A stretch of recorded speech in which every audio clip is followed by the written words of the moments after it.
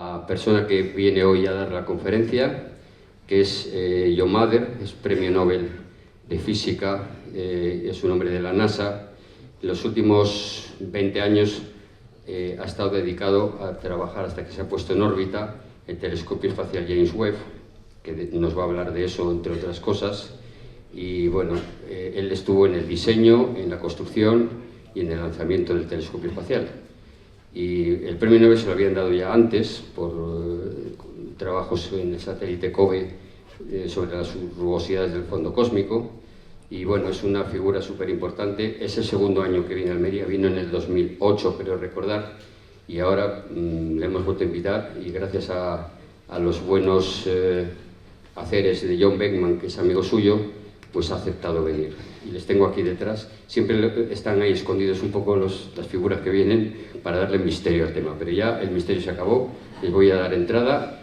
La conferencia va a ser en inglés, pero sabéis, los habituales, que sois la mayoría, que John Beckman, que es español y también inglés, las dos cosas, va a hacer una traducción no exactamente simultánea, pero bueno, se va a entender lo suficiente para los que hablamos muy mal inglés como yo. John, los dos John, adelante por favor.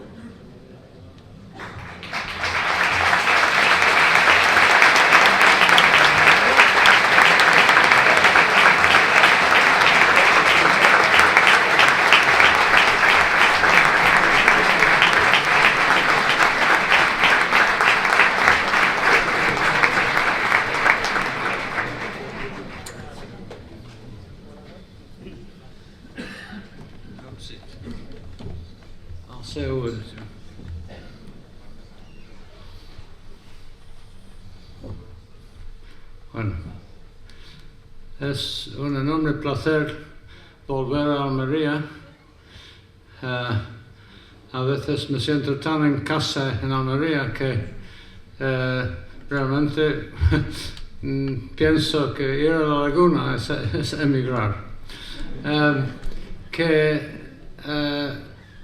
La primera vez que John Mather vino a dar una charla aquí, era solamente un premio Nobel, solo un premio Nobel, nada más. Ahora se puede presentar como el científico director del Telescopio James Webb y es el instigador del proyecto del Telescopio James Webb y la dirigió del principio al final de la fase de lanzamiento. Un trabajo de 25 años. Está dando a la humanidad mucha información astronómica. Entonces es un gran placer escucharla y aprender de él. John, te toca. Gracias, John.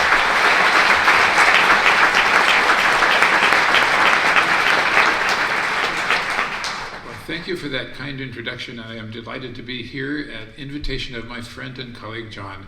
We have had a parallel series of investigations over time.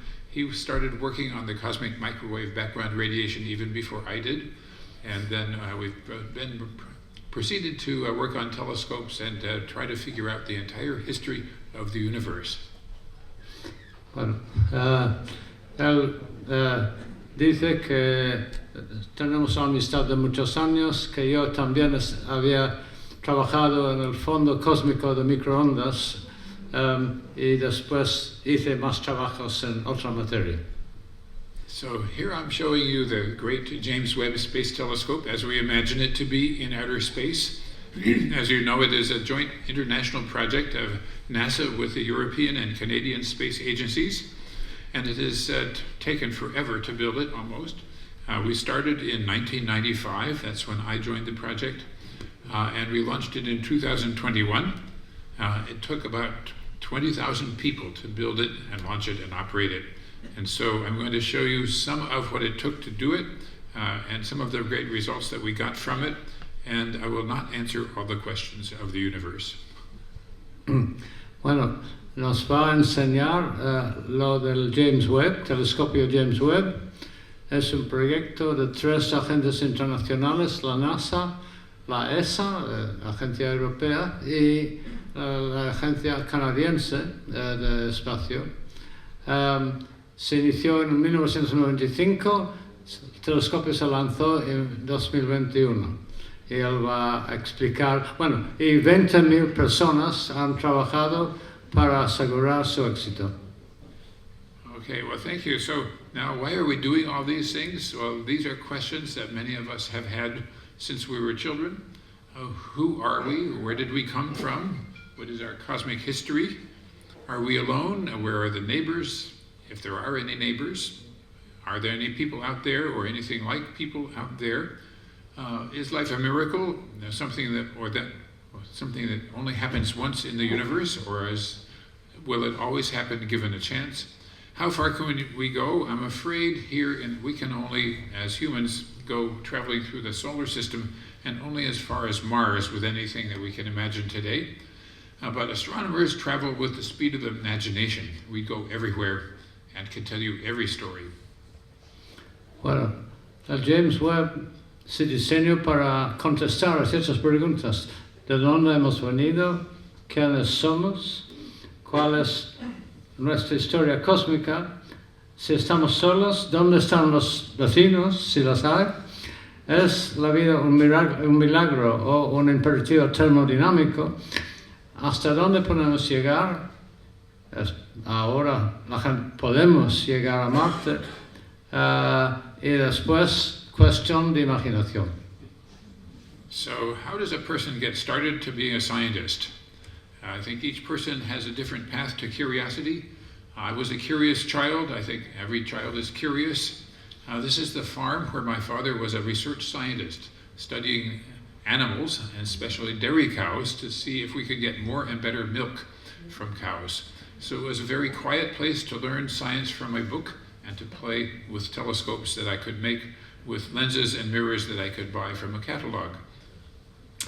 Su hogar natal es una granja. Su padre era un experto en vacas lecheras, investigando en la mejoría de su producción de leche y de mantequilla. Y él era un niño curioso, como todos los niños, haciendo telescopios él mismo de lentes, de espejos que podía comprar de catálogos. So, however, I want to jump back a little bit in history and show you a few key things that happened before. This is Lyman Spitzer, who at the end of World War II wrote a small report that said we should build telescopes in space. And here is Sir Fred Hoyle, who gave a name to the Big Bang Theory, which has confused everyone ever since.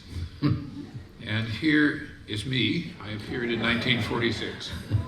Entonces, 3 personajes: Lyman Spitzer, gran astrónomo norteamericano que escribió un libro diciendo que se deben construir telescopios en el espacio; Fred Hoyle, que I knew Fred Hoyle personally, que era una persona que yo conocí personalmente, era británico, que inventó el término Big Bang, que ha despistado a todo el mundo desde entonces, y John mismo. Ahí.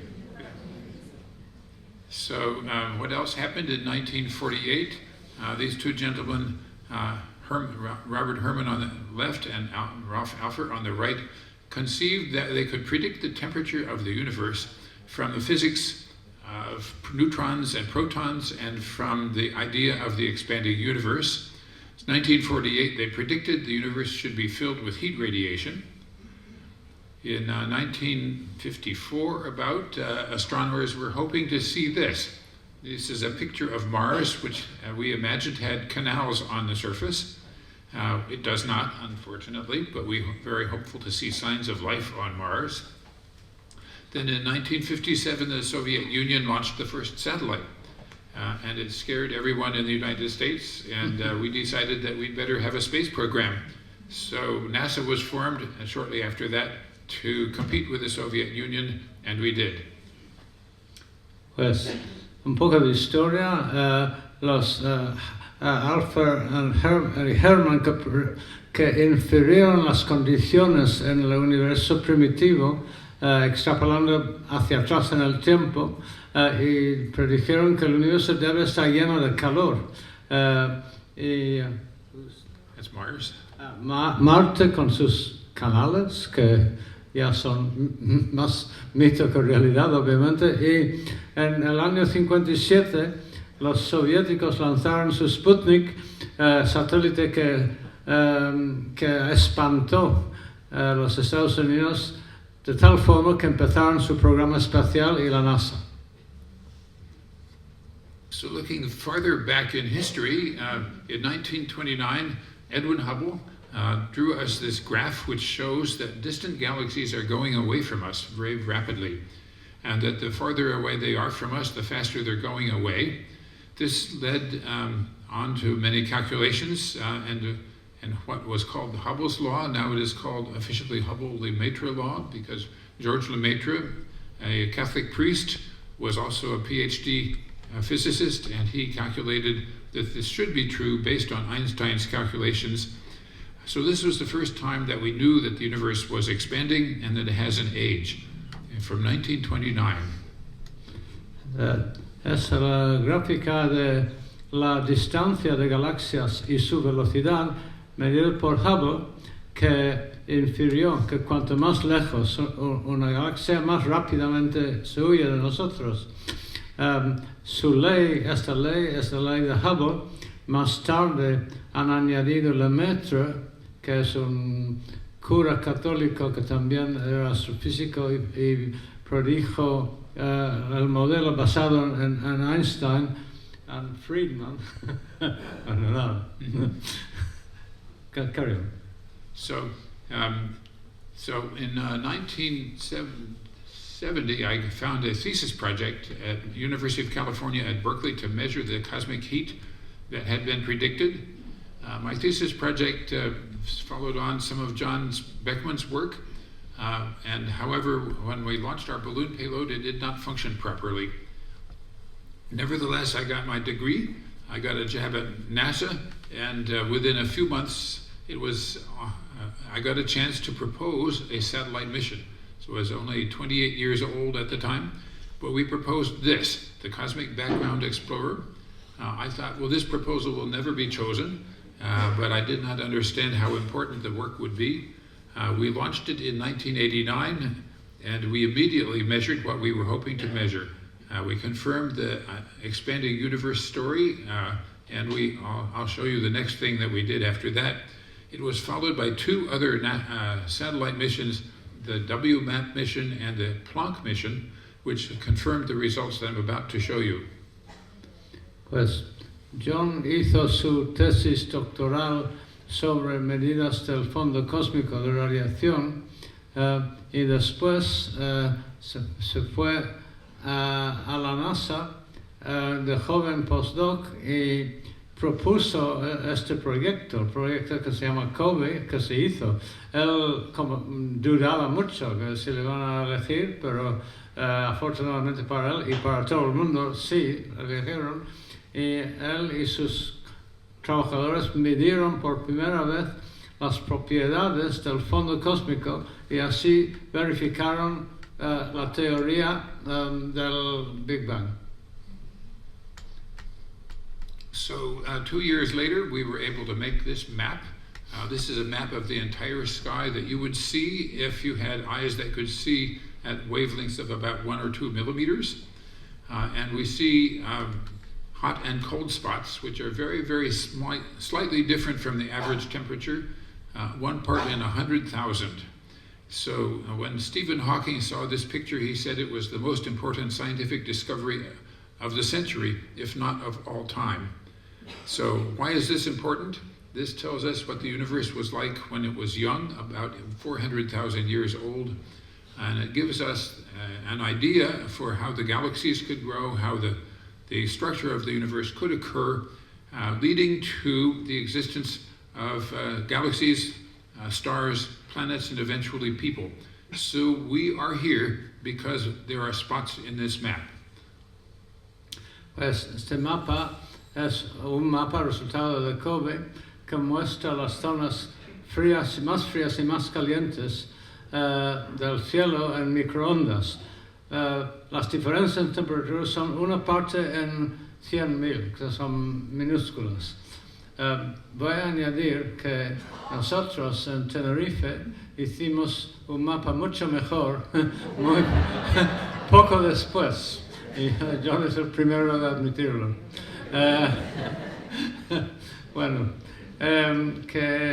y gracias a estas diferencias, que representan el universo temprano, 400.000 años después del Big Bang, todo procedió, las galaxias se formaron, las estrellas se formaron, la vida se formó, todo originó en estas anisotropías del mapa.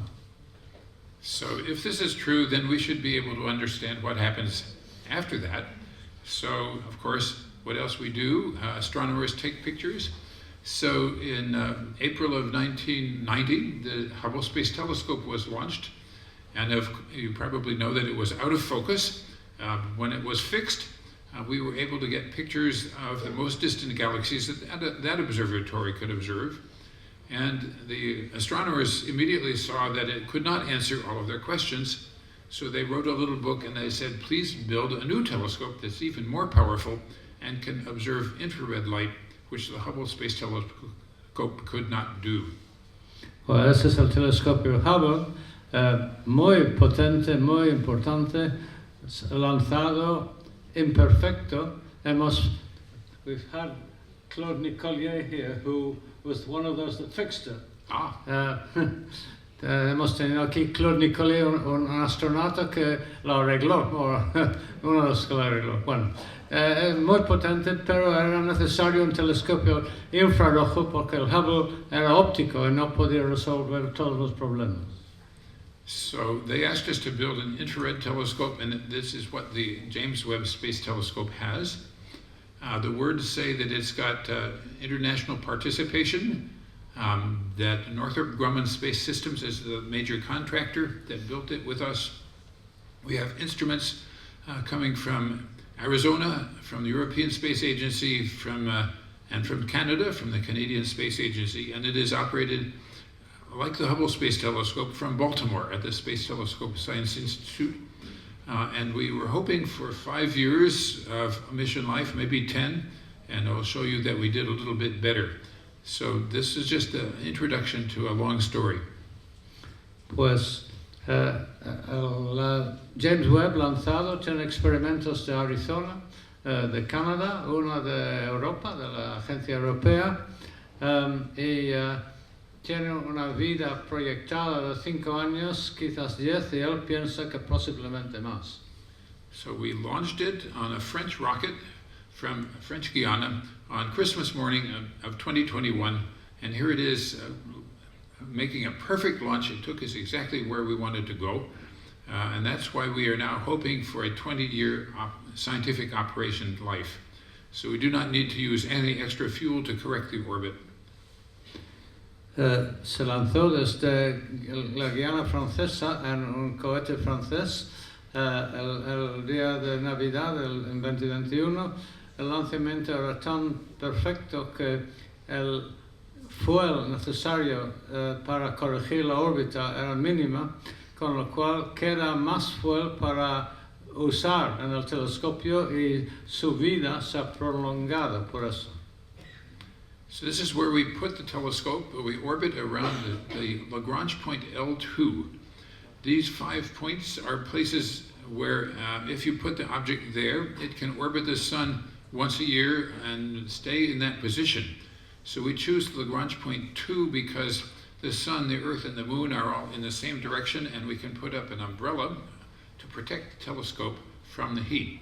So, by the way, these points were discovered in 1750 by Leonardo Euler, and 2 more were discovered by Lagrange in 1772. And they did not have a computer. El Webb está lanzado al punto L2. Son 5 puntos calculados por Lagrange en 1772, donde si tú pones un objeto ahí, gira alrededor del Sol exactamente en un año, y eligieron L2 porque en ese caso el Sol y la Tierra están alineados y un parasol es suficiente para proteger el Hubble de toda la radiación local. So it's 1.5 million kilometers away from us. 1,5 kilómetros distantes de nosotros.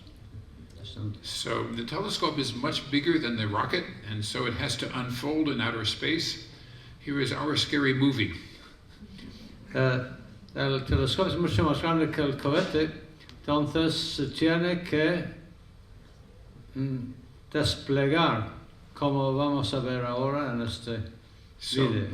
First we unfold the antenna and the solar panels because we use electricity to power the observatory. Then we separate the telescope from the warm part of the equipment. Now we unfold the covers that protect the sunshade, the umbrella. And you can see this is an extremely complicated process. And there are hundreds of ways for this to fail. El despliegue es muy complicado, se tiene que desplegar muchos elementos con gran precisión y dificultad, y hay literalmente centenares de modos de fracasar dentro de esta operación. So nothing failed. Pero nada fracasó. It took 2 weeks to get the telescope completely unfolded like this. Duró 2 semanas para esta operación total. And then it took 6 months altogether to get the telescope completely set up, ready to go, and in focus. Because those 18 hexagons that you see there are all separate pieces of a big mirror, and they have to be adjusted to the correct place before that we can get a sharp image. Y tardaron 6 meses en ajustar todo el espejo primario, todo el telescopio, porque cada elemento que se ve hexagonal es independiente y tenía que hacerlo muy lento y tardaron 6 meses. So now, why would we use a telescope like this? Why did we build it like this? We need to pick up infrared light that is separate and different from what you can see with your eye. Infrared light is something that you cannot observe from the ground because the atmosphere of the Earth is somewhat opaque, and also it glows. Even the telescope on the ground glows and emits its own infrared light. So I want to show you here why we observe infrared light, what's different in astronomy. Porque se observa en el infrarrojo y porque hay que observarla desde el espacio. Desde el espacio porque la atmósfera no es transparente y además emite infrarrojo. Además, en el suelo los telescopios emiten infrarrojo, todo emite, con lo cual hay que usar el espacio, y ahora va a decir por qué. So this picture shows a star in a dust cloud, and it's very difficult to see the star in the center because dust is somewhat opaque in space. But if you take an infrared picture, the dust is much more transparent, and we can see much better to see what's happening inside the dust cloud. La primera foto era una estrella, pero dentro de una nube de gas y polvo. La segunda es en el infrarrojo, donde la estrella se ve. So we also want to see things that are too cool to emit their own visible light. The sun temperature is about 6,000 Kelvin. Earth temperature is about 300 Kelvin. So Earth does not emit visible light, but it does emit infrared light. So we want to see cool objects that are in space that are very different in appearance when you can see them see the cool parts of the object. So this is an object called a planetary ring nebula. It is the debris from a star which is disintegrating. When stars are old, they fall apart one way or another, and this one is sending out gaseous material into space. And here, by the way, is a magnified view. El infrarrojo revela las partes frías del espacio. El Sol tiene temperatura de 6,000 grados y la Tierra aproximadamente 300 grados. La Tierra, sin embargo, se puede detectar en el infrarrojo. Los objetos más fríos sí también. Y este objeto se llama una nebulosa planetaria, es una estrella vieja que ha echado una capa de gas caliente, pero la estrella permanece en el centro. So there's a third reason to observe infrared light, which is that we want to see the most distant galaxies. Space is expanding, or another way of saying it is distant objects are going away from us very fast, so that what we see with our telescope is infrared light, even though it started out at much shorter wavelengths. So we need an infrared telescope to see the most distant galaxies. Los objetos que se nos alejan, nosotros vemos su luz desplazada al infrarrojo. Y ese es el caso para todas las galaxias distantes, que es una razón muy potente para necesitar el infrarrojo. So now I want to show you some of the miraculous pictures that we got from the observatory. This is the first announcement that we made. There are three kinds of objects in this picture. This is a very small area of space. It's hard to describe exactly how big it is, but it's the smallest crater that you can see on the moon with your own eyes. This entire picture would fit into that apparent space. So this contains three kinds of objects. There are stars that have these 6 lines sticking out from them.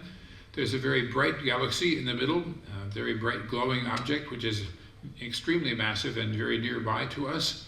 And then there are the pink curved objects, which are magnified images of very distant galaxies, much more distant than the bright ones in the foreground. And so we're using what Einstein told us is a gravitational lens. So gravity operates by bending space-time, and that means it can focus light from very distant objects, and that's what it's doing here. Este campo es muy pequeño, es más pequeño que los rasgos más pequeños que se pueden detectar en la Luna con el ojo simple. Es muy pequeño. Y es la primera imagen que mostraron al presidente, de hecho, de Estados Unidos, desde el Hubble. Y tiene 3 tipos de objetos: estrellas que tienen las líneas hexagonales que salen, galaxias, por ejemplo, la galaxia brillante cerca del centro, y pequeñas imágenes de galaxias mucho más distantes, imágenes distorsionadas por el efecto de la gravedad, el lente gravitacional. Y eso son razones de usar el telescopio. So here's one of the most spectacular pictures. I never expected to see this one. Sometimes the magnification of the gravitational lens is extremely large, like 10,000 or more. So in this case, there is an item in here which is called a lensed star, a single individual star or a small group of stars that we can see at an enormous distance. So I never thought we would see this, but we do. And this is not so uncommon. En esta imagen hay una cosa muy espectacular, que son estrellas a enormes distancias, pero con el efecto de la lente gravitacional su imagen se amplía por factor de 10,000. Y John dice que él nunca esperaba ver una cosa así, pero sí se ve. So another beautiful picture of gravitational lensing. The bright glowing objects are nearby galaxies with enough gravity to bend light a lot.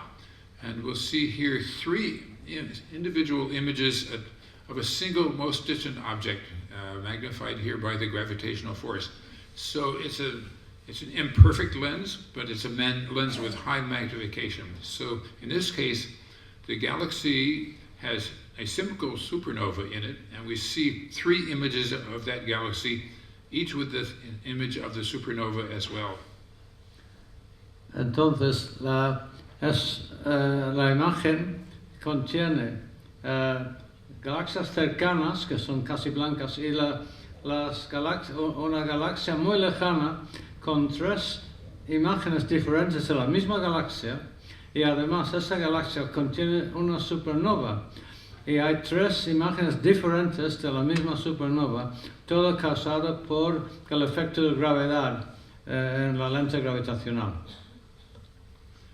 So one of the great objectives of our project was to see the very first galaxies that grew from the early universe. This is the farthest one that we've found.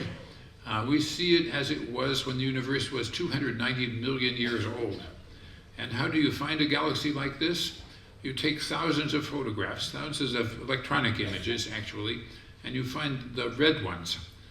And then you say, well, spread out the light of that little red object into its colors to see if it matches the prediction of a real galaxy. And so here's the farthest away one that we found. 290 million years of the age of the universe at that time, which is very small compared with the age that we think the universe has of 13.8 billion. So less than 3% of the age of the universe. Pues esta es la imagen de la galaxia más lejana, más distante, conocida, descubierta por el James Webb. Nos explicó para encontrar una galaxia así hay que tomar miles de imágenes, buscar galaxias pequeñas y rojas, y después se puede medir la distancia utilizando el cambio de longitud de onda de rasgos espectrales, y esta está a solamente 280 millones de años después del Big Bang. Nosotros estamos a 13,8 mil millones después del Big Bang. Here's a picture I show you partly because it's beautiful and partly because it shows collisions of galaxies. Galaxies collide frequently with each other, especially when they were young and close together. There are 5 galaxies in this picture. The one on the left is physically separate from the others, and it is so close that we can see individual stars in the image. The other 4 are in the process of colliding, and we see the collision products in these pink arcs that occur in the middle here like this. This is where new stars are being born from the gas that's been compressed in the collision. Este es un grupo bastante famoso de galaxias, de 5 galaxias, el quinteto de Stefan, donde una, a la izquierda, está bastante más cerca que los otros. Y se puede ver muchos rasgos en zonas donde hay formación estelar que se puede reconocer.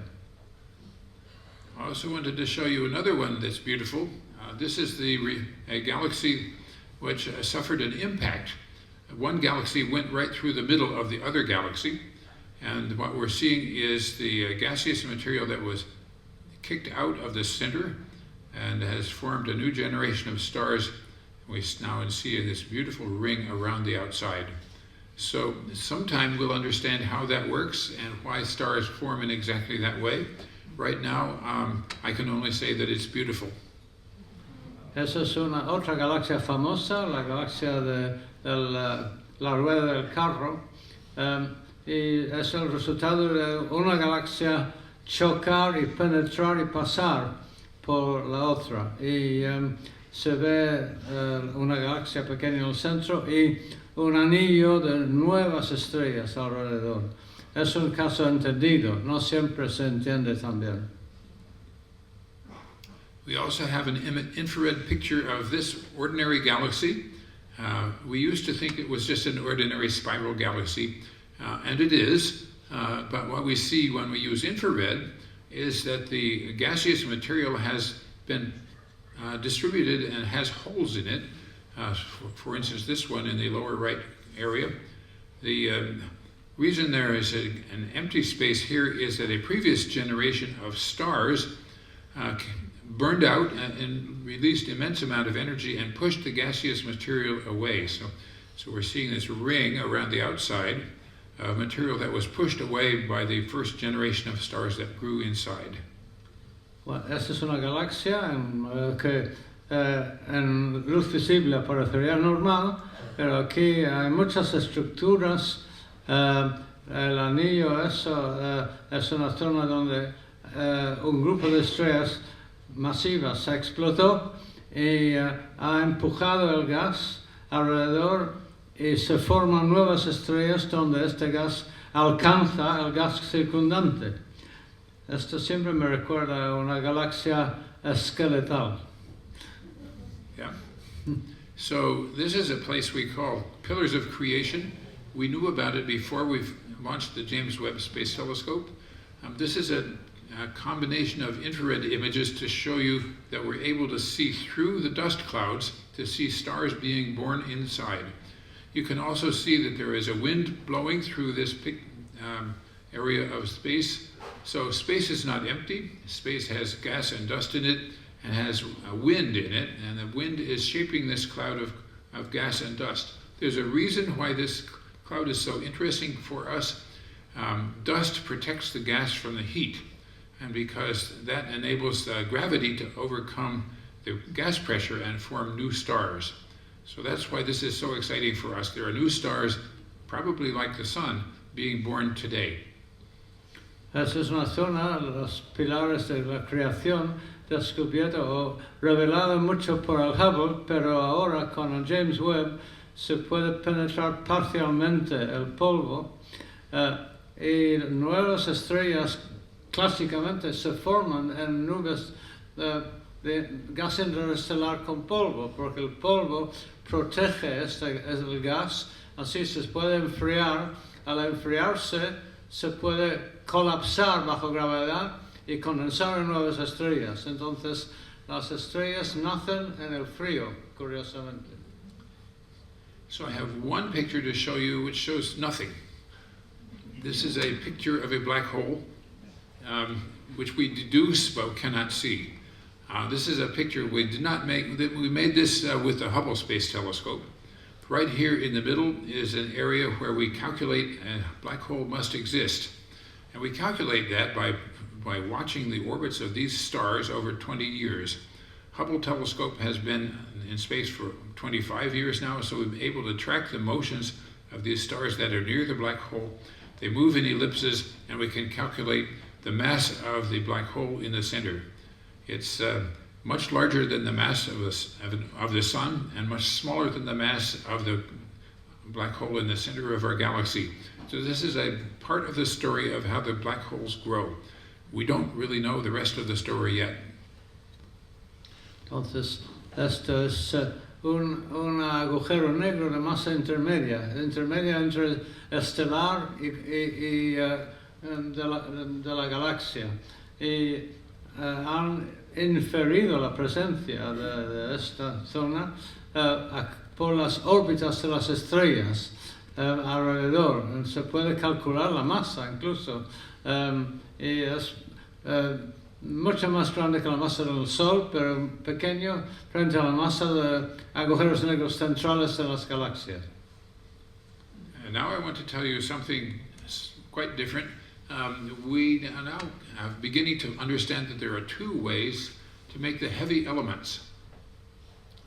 When stars become very old and use up their hydrogen and helium fuel, then they can die in one way or another. They can collapse directly into a black hole. They can shrink to become a white dwarf star. They can shrink farther into a neutron star. And one way or another, something happens. So a neutron star can just settle down and as a pulsar. Once in a while, two neutron stars can merge together and produce the heavier chemical elements all up the way up to gold and uranium. This is something that we were really able to follow up very recently. A gamma ray burst occurred. People told us where to point the telescope, and we were able to get a spectrum showing that this debris from this object has tellurium, tungsten, and selenium in it. So this story is actually quite new. We did not know these kinds of objects existed until now. Este es el espectro de un objeto formado por la fusión de dos estrellas de neutrones. Se especulaba antes que eso podía ocurrir, ahora sabemos que sí ocurre. Se descubrió en parte por lo que se llaman los brotes de rayos gamma que se emiten en este tipo de combinaciones y en parte por las ondas gravitacionales. Y al poder tomar los espectros descubrieron que es un nuevo método de producir elementos pesados, tal y como el oro. Now I want to show you the formation of a new star. We took a picture of this object, which we already knew about years ago, but here's the infrared picture, and we are seeing the structure of a new star with that you cannot see. Right here in the middle, where I've got the laser pointer, there is a star. It is embedded in an orbiting disk of material, and we're seeing edge on.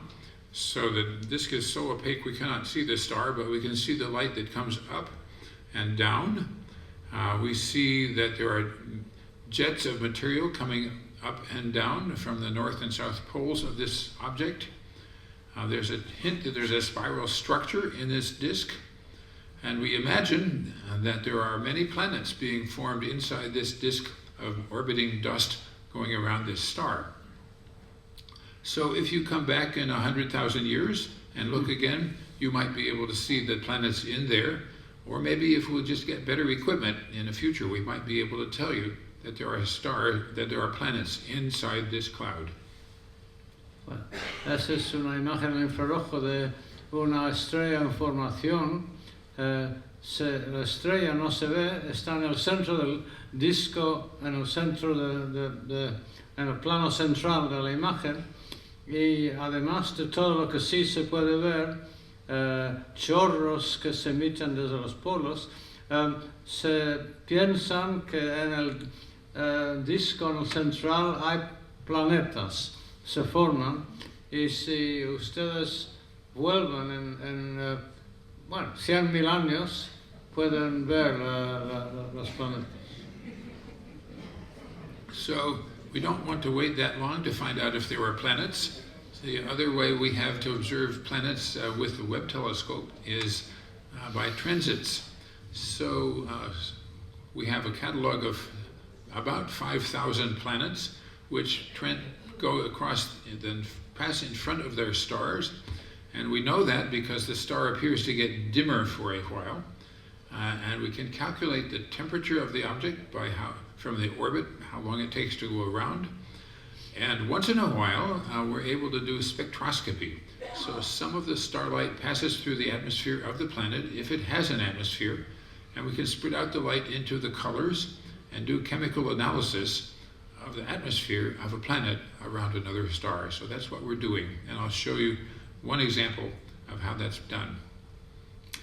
Pues entonces, si no quieres esperar, lo que hay que hacer es descubrir nuevos planetas alrededor de estrellas, y un modo de descubrimiento es observar estrellas cuya luz se disminuye un poco, una parte en 1,000,000 o un poco más, pero de este tipo, por un planeta que pasa delante. Y si las circunstancias permiten, también permite detectar la luz de la estrella pasando por la atmósfera del planeta, que a su vez permite observar el espectro de la atmósfera y los gases que componen la atmósfera del planeta.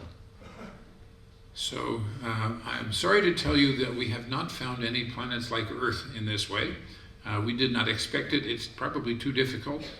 But we have been analyzing other bigger planets, and here is a spectrum of one recently, which has been in the news.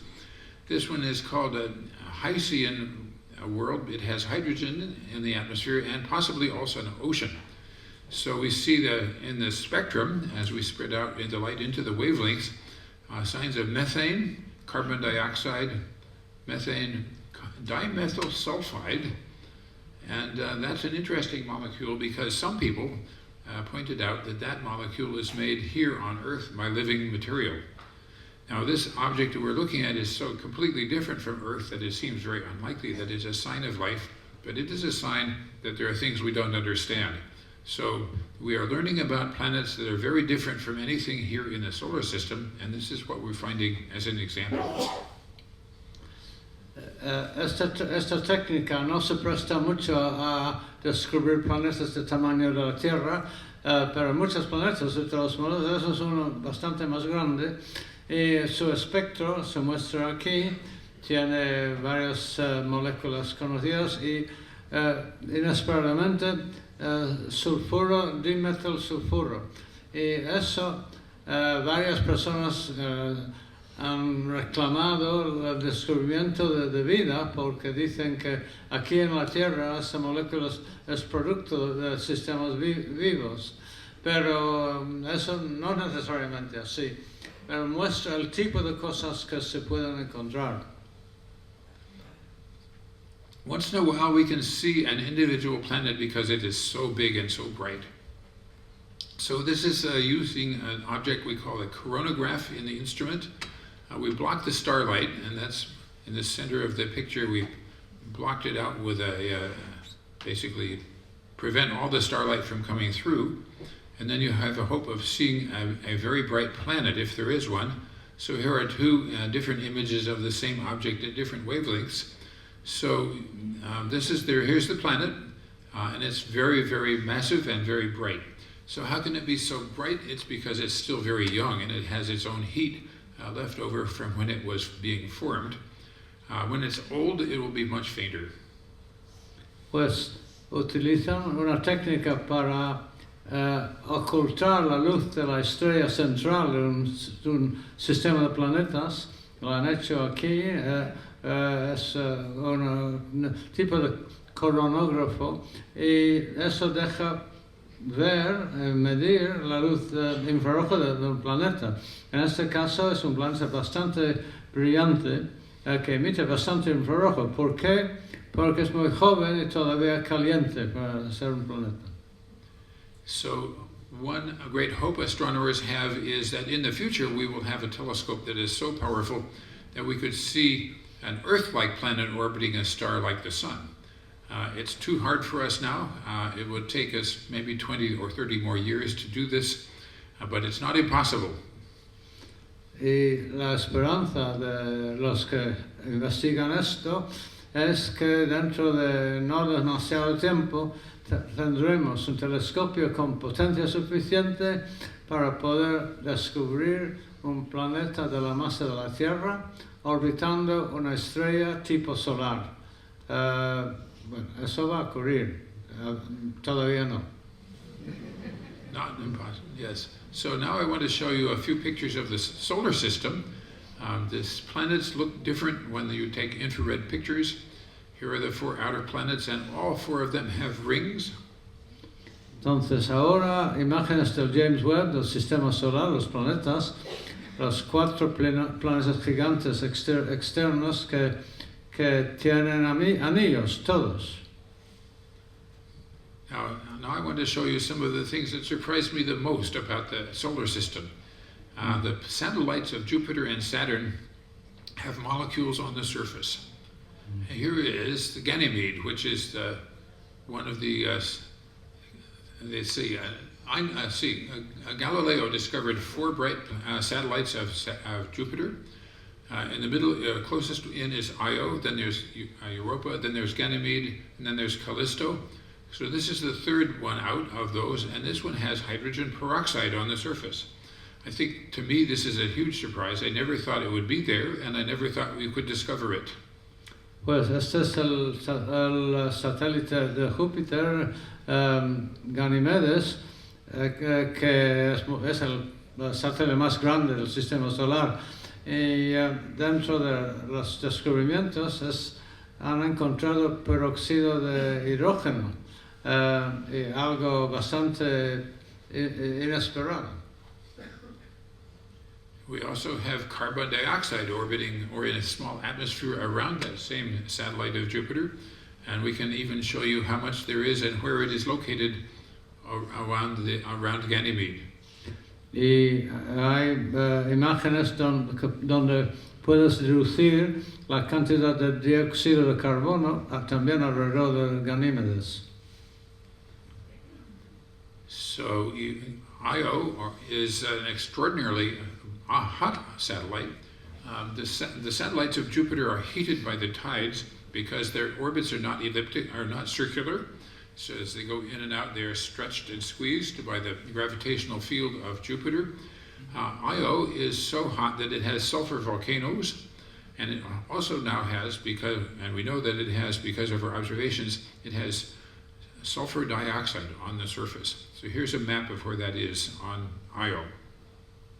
Y el Io, que es el satélite grande más cerca de la superficie, pero no tiene una órbita perfectamente circular, entonces el campo de gravedad tiene efectos variables que tira y afloja de Io, y Io en consecuencia tiene enorme cantidad de vulcanismo interior, y dentro de sus productos es el dióxido de azufre que se están midiendo con el Webb. So Europa is even more exciting for astronomers because it has an ocean covered with ice, and we have pictures of it here showing the presence of carbon dioxide ice, that dry ice, as we would call it, on the surface of Europa.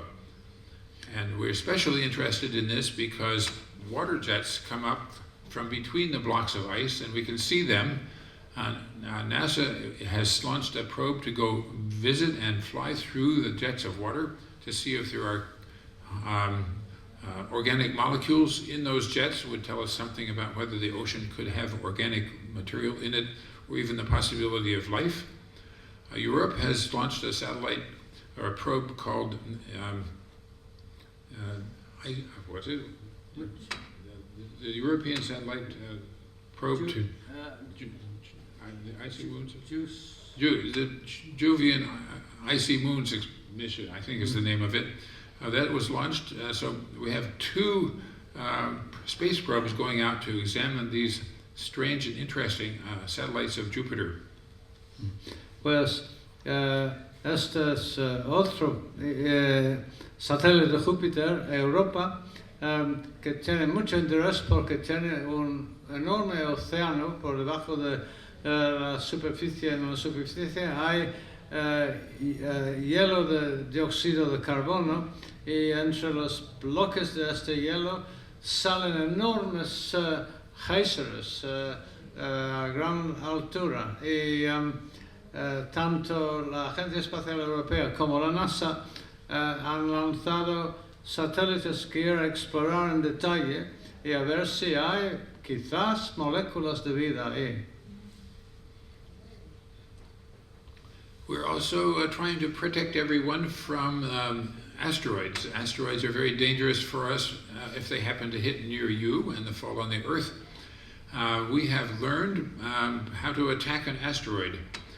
We launched a payload to drop a metal cylinder onto the surface of this small asteroid, and we watched it with the Hubble telescope and with the Webb telescope, and we learned how much the orbit was changed by hitting it with a metal object.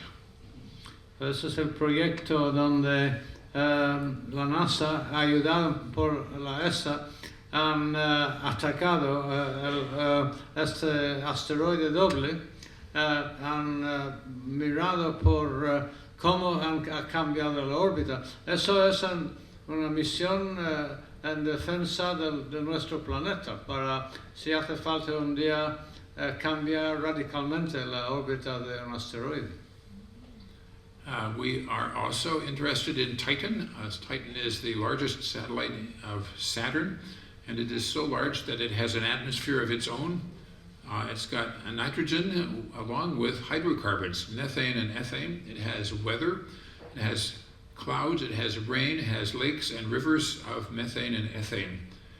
We are even going to send a small, not so small, probe to land on the surface. There's a picture of the Dragonfly lander there.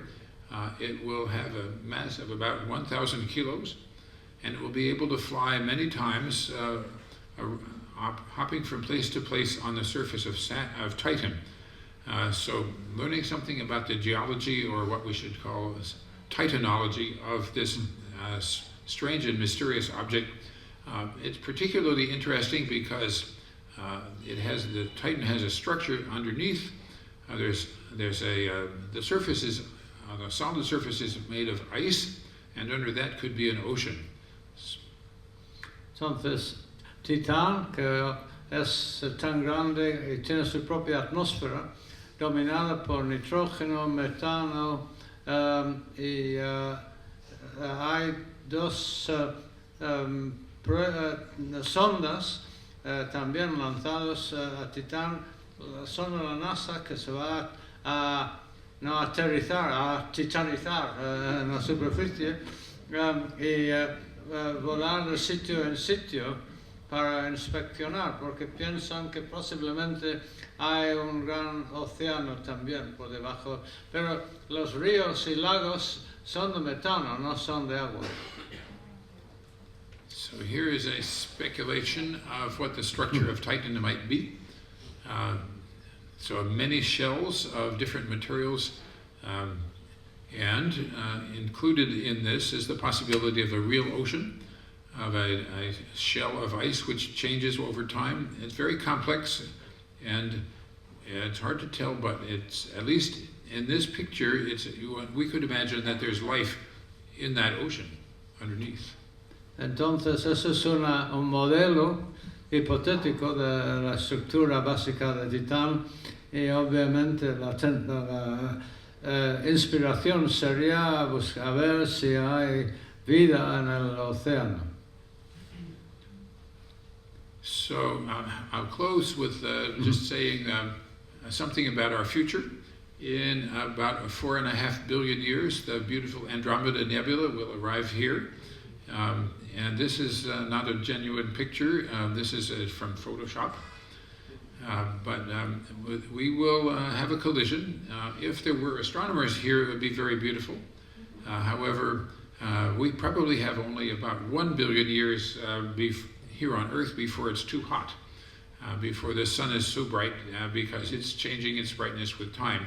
So by then we will need to move to Mars if it's possible. So in about 5 billion years, the sun will be expanding as it becomes a red giant. It will become about as large as the orbit of Earth, and that will be even more difficult. But at any rate, then it will shrink down and the sun will become a white dwarf. And if there is anything left of the planets, then future space explorers from other suns, other stars will come and find us and say, well, that was alive, but who knows? Pues esto ya es algo futurístico, es el satélite, la galaxia de Andrómeda, acercándose a nuestra galaxia, cuando se predice que se van a colisionar. La palabra colisión realmente no es muy apta, realmente se van a fusionar. Pero antes que eso, el Sol se calentará en 1.000 millones de años solamente, va a hacer la vida imposible aquí. Tendremos que emigrar a Marte. Después el Sol formará un gigante roja y vamos a tener que luchar por preservarnos totalmente. Pero bueno, si hemos hecho lo que hemos hecho técnicamente en 2 siglos, yo creo que en 1 billón de años, bueno, mucho es posible. Y bueno, okay. Okay. Gracias. Thank you.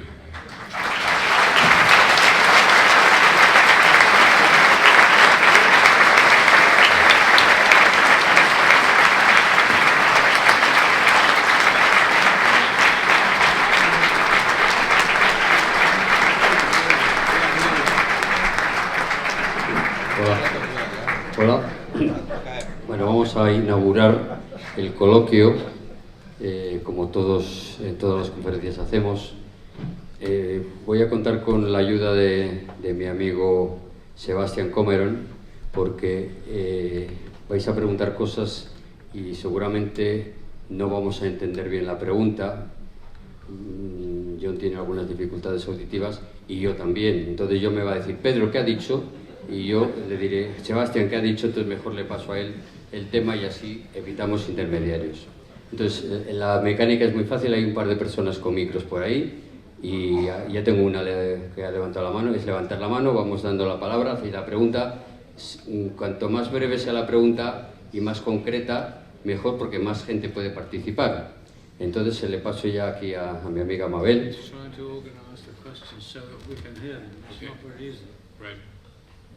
Thank you very much for your... I'm here. Hi. I would like to know, in the first picture that you have with the COBE, you said that there is some spots in the picture, and for that spot, we are here. Why? How can you say that with those spots, we are here? Okay? Yes.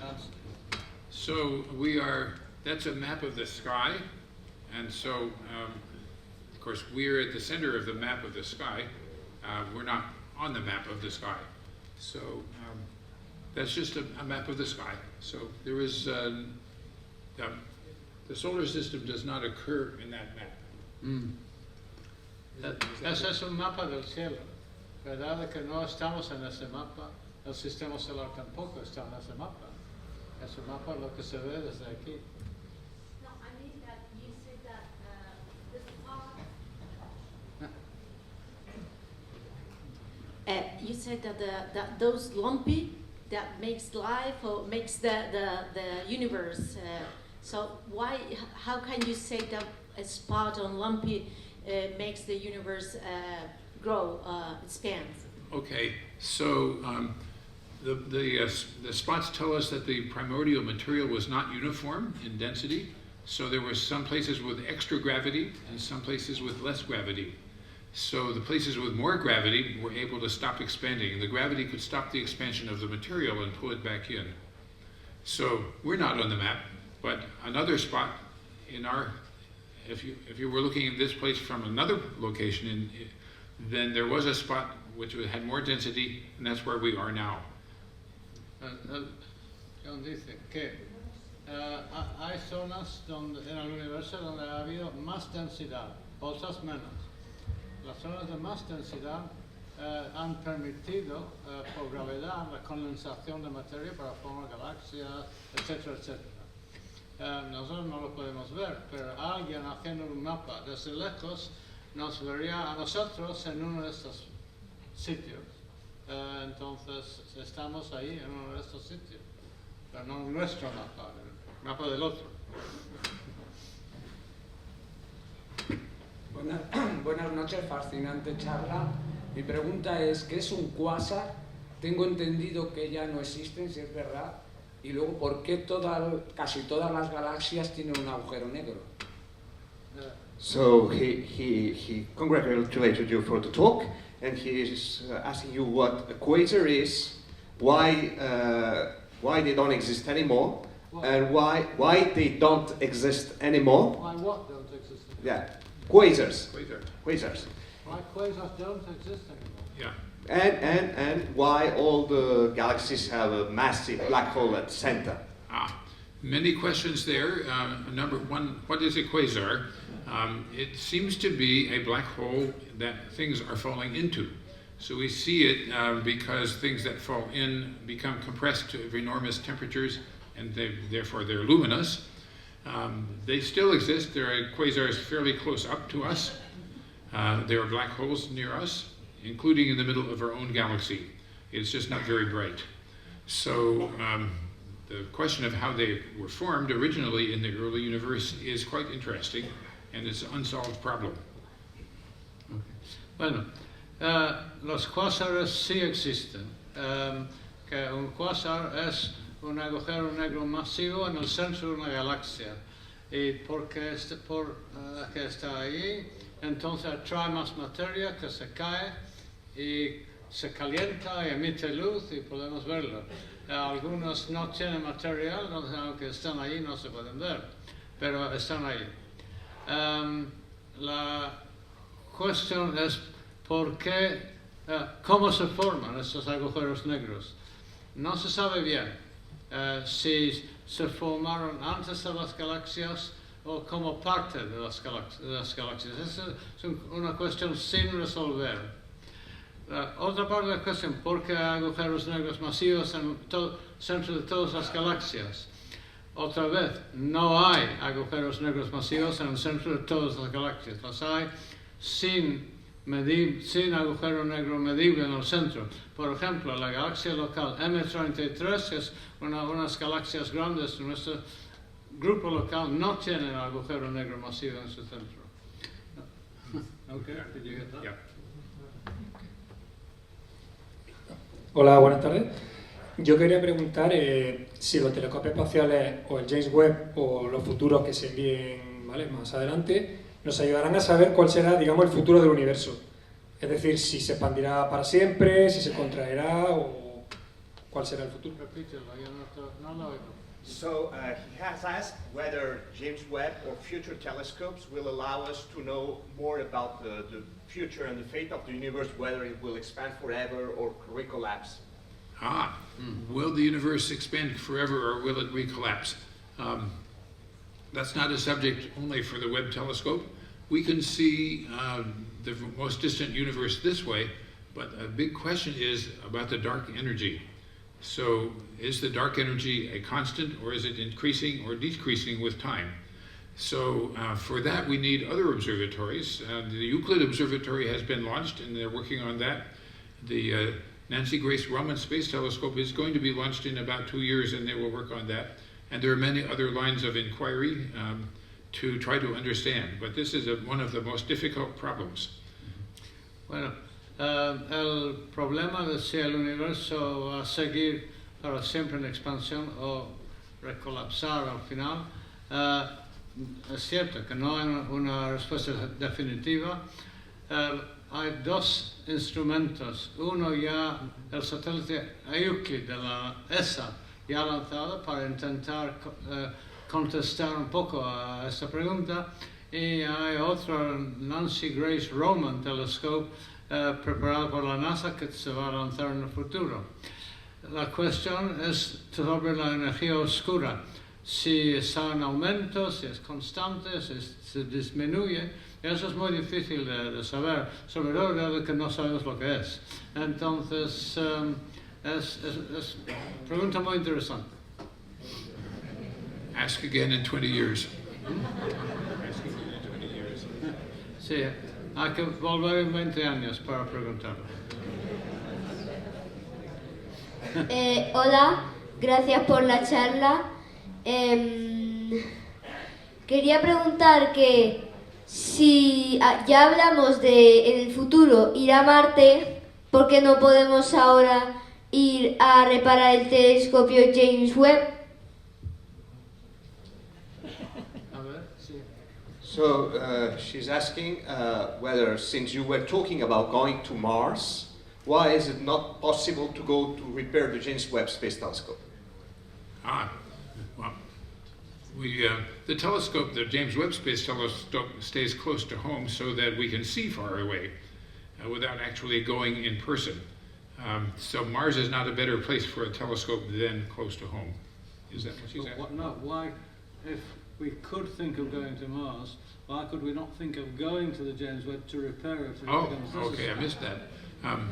The James Webb was not designed to be fixed or repaired. It's not impossible. When we imagined what could go wrong, we said, well, just in case, we painted a pattern on the end of the telescope so we could send a robot that would attach. But we are fortunate that we don't need to do that. Bueno, cuando construyeron el James Webb, es cierto que han construido un punto donde un satélite de reparación puede llegar y arreglarlo, pero es muy complicado de hacer. Han intentado diseñarlo para que no falle y de hecho no va a fallar. La otra razón es dinero, pero bueno.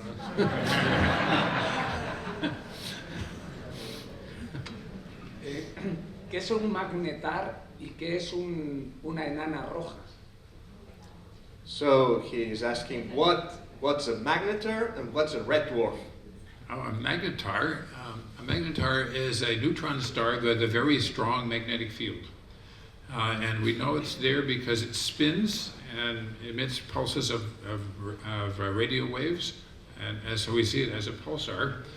but magnetic fields are so extreme that it's very hard to understand the details. So that's what a magnetar is mostly.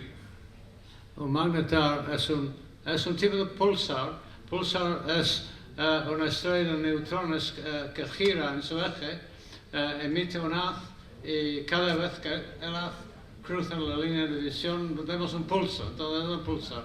Y el magnetar es similar, pero tiene un campo magnético enorme, que lo podemos detectar, pero no lo entendemos bien. And a red dwarf is just a very small star.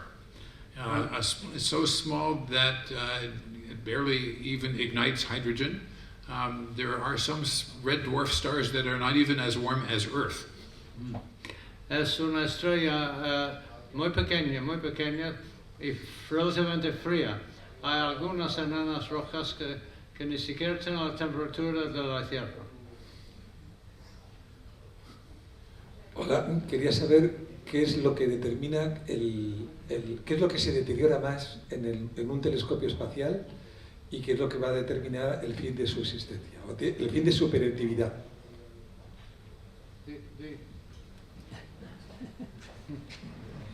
So he wants to know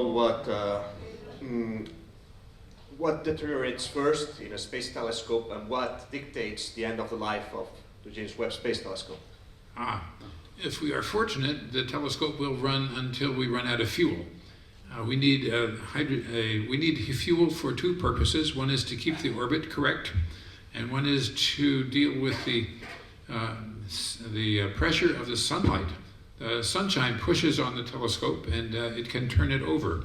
So we have to use fuel for both of those purposes. When we're out of fuel, we're done. So that's in our case. Other things just wear out by accident, but that's not. We're hoping that that's all that.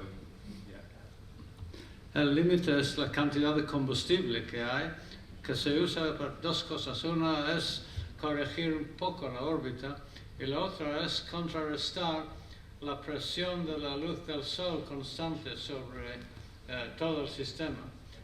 También será para corregir la órbita y eso tiene que usarse, no hay escape, y una vez que termine eso ya no pueden seguir con el telescopio.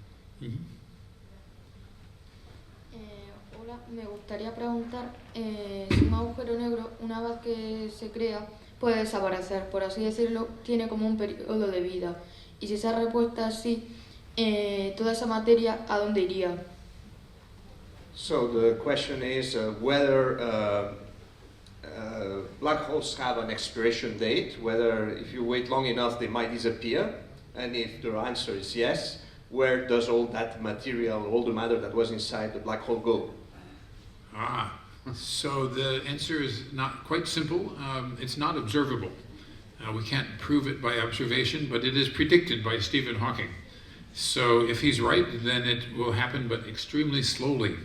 So an unimaginably large number of years, trillions and trillions and trillions of years before a black hole that we know of would evaporate. But he might be right. Pues la idea, la predicción de Stephen Hawking es que un agujero negro es capaz de emitir cierta radiación. La cantidad de esta radiación es muy pequeña. En cuanto más masiva el agujero negro, más pequeña es la fracción de su masa que puede emitir.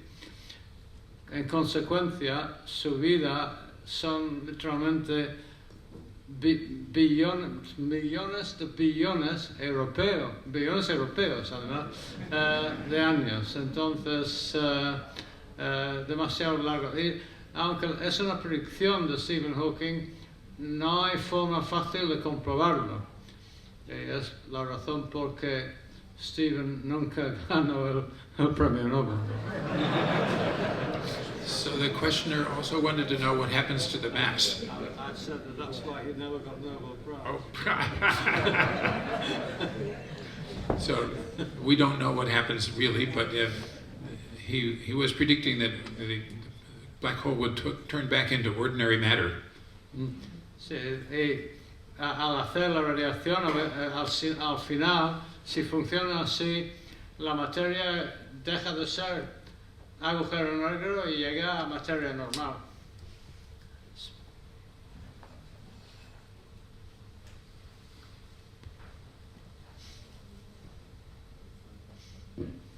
Hola, buenas tardes. Felicitar por la magnífica exposición, por la magnífica conferencia. Enhorabuena, ha sido un placer escucharle. Quisiera hacer una pregunta. Una de las preguntas iniciales decía que cuáles son nuestros vecinos.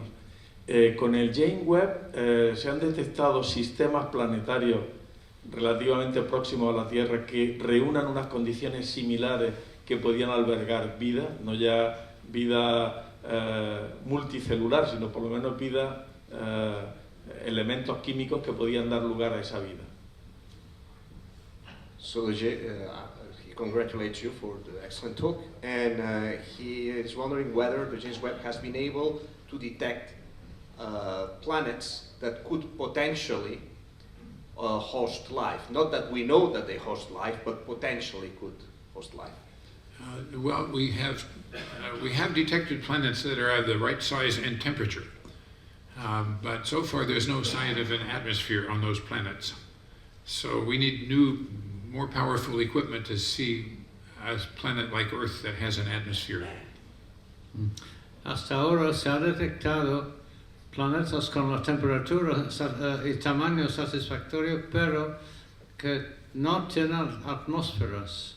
Para detectar sus atmósferas necesitamos mejores instrumentos.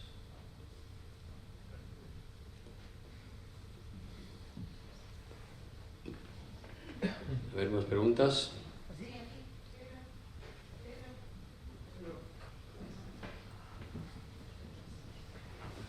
Muchas gracias por la conferencia y me gustaría saber dos cosas.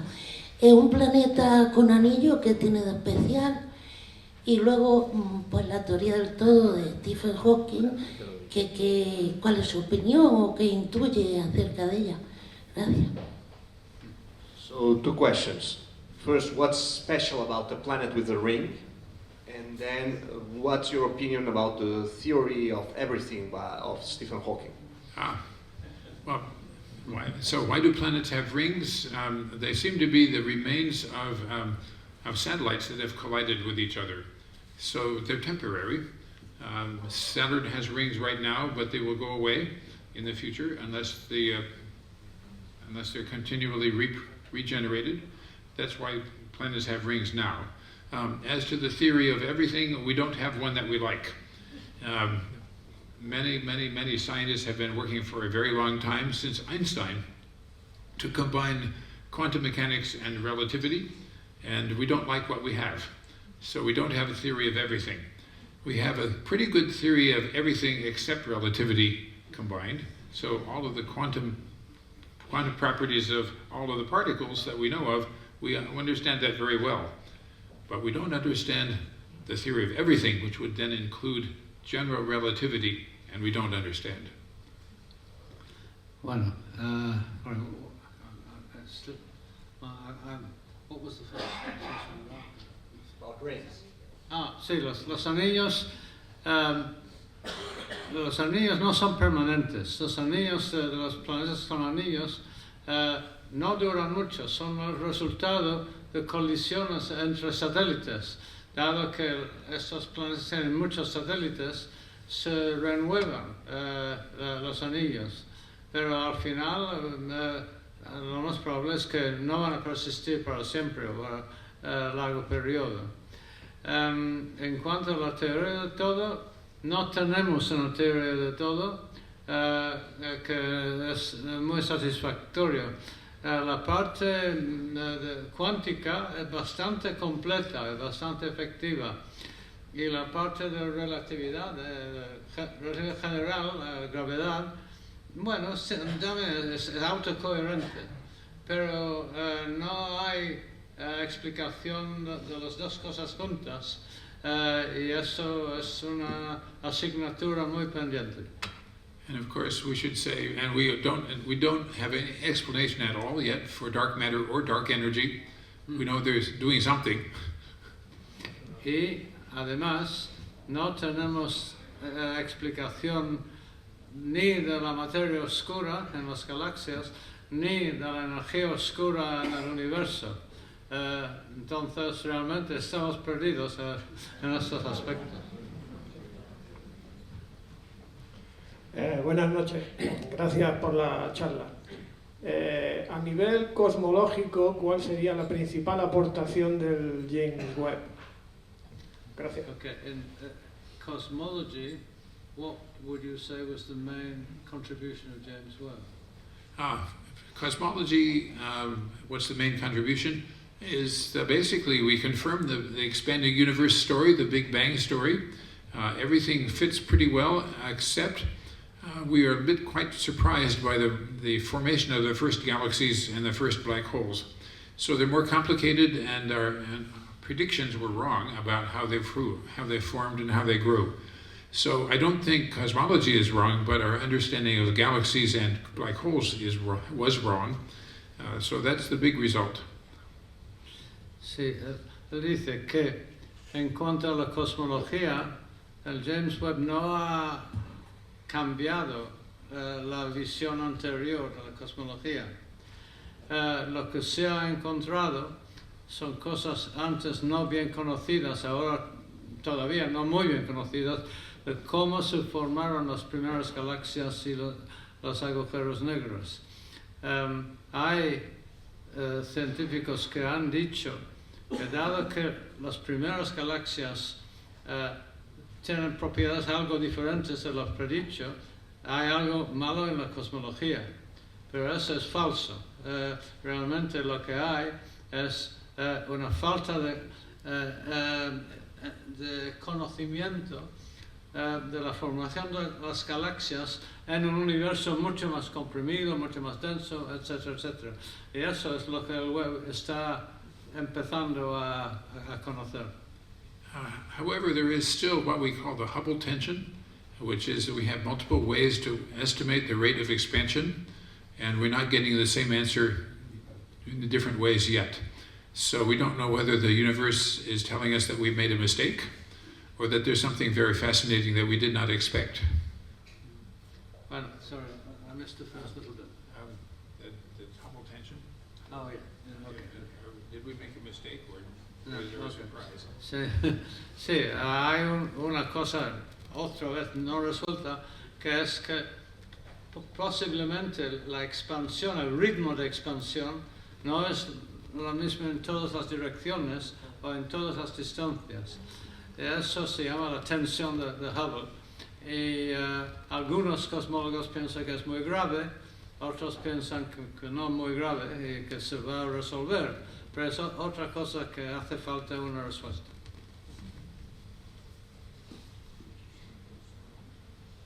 Muchas gracias por la charla. Y yo, una cuestión de todo el universo que es infinito, ¿qué porción podemos ver con el telescopio? Dicho de otra forma, si pensáramos que el universo mide 1 kilómetro, ¿qué porción es la que estamos viendo y cuánto podríamos llegar a ver con los nuevos telescopios que se desarrollen?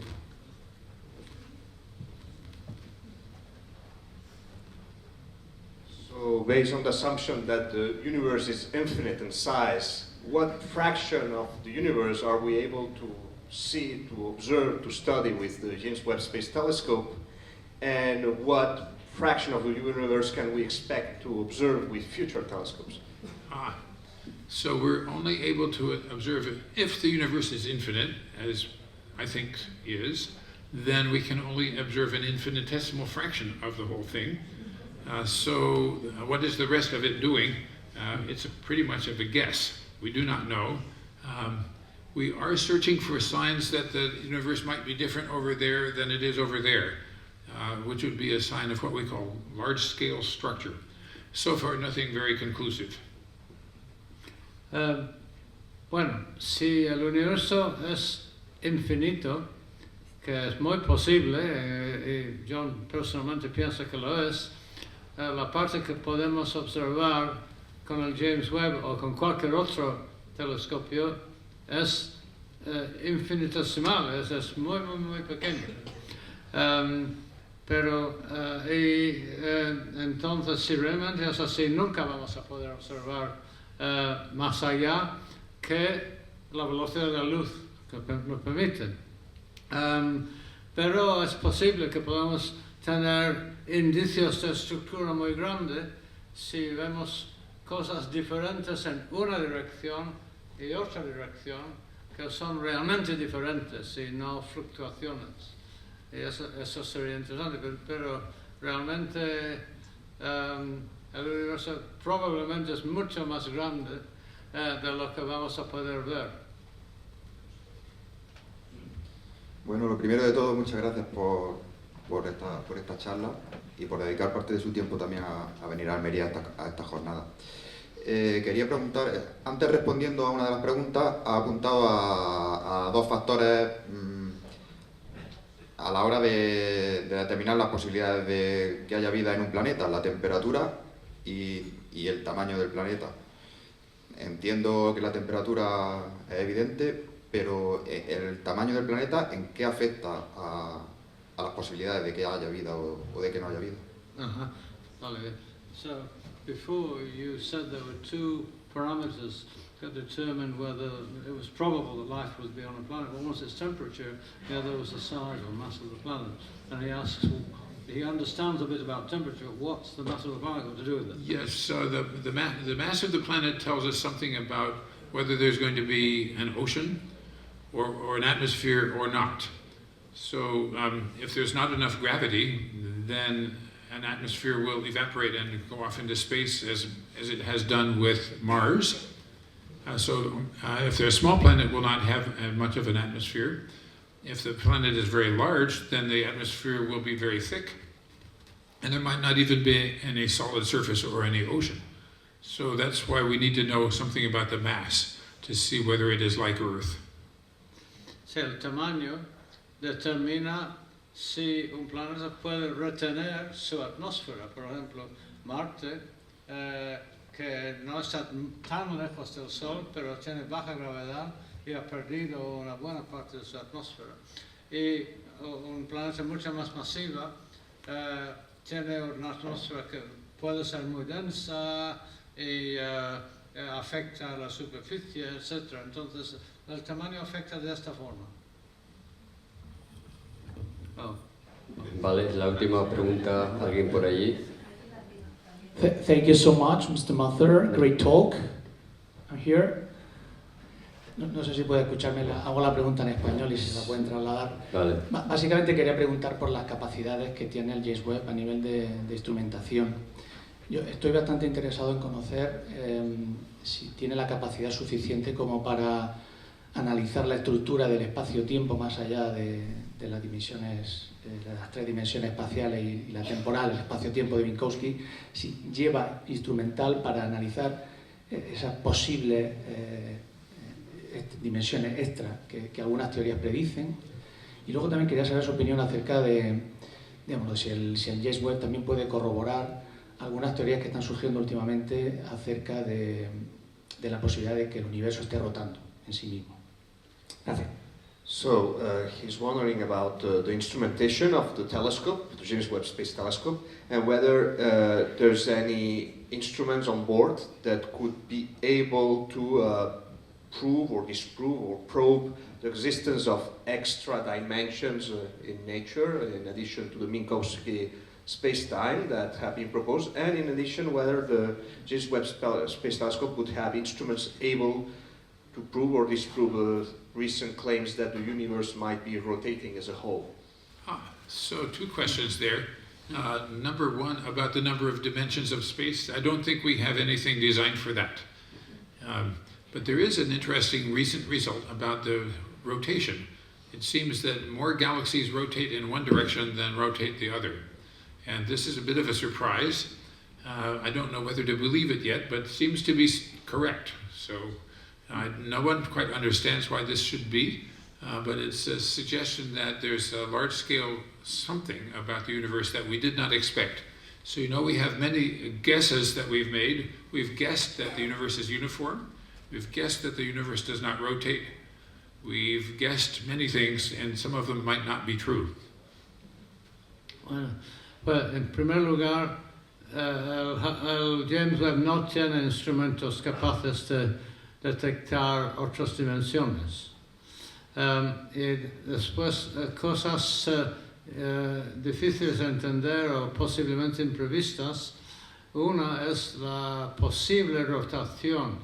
Hay indicios de que hay más galaxias girando en un sentido que en el otro. No está realmente claro, pues sí, en general es muy normal, la ciencia suele empezar de lo más simple posible y empieza la cosmología pensando en uniformidad de estructura en gran escala y no rotación, pero eso podría no ser correcto. Parece que esta asimetría en rotación es real, pero parece que es real, puede no ser real todavía. Ahora la última de verdad. Sí. Buenas noches. Bueno, dos preguntas tenía. Una primera, cuando se observa el universo, la galaxia lejana, se ve de ella una imagen, no un cuerpo real, ¿no? Sino una imagen que según Hubble y el efecto Doppler, pues tiene un corrimiento al rojo y según ese corrimiento al rojo te da una velocidad con respecto a nosotros.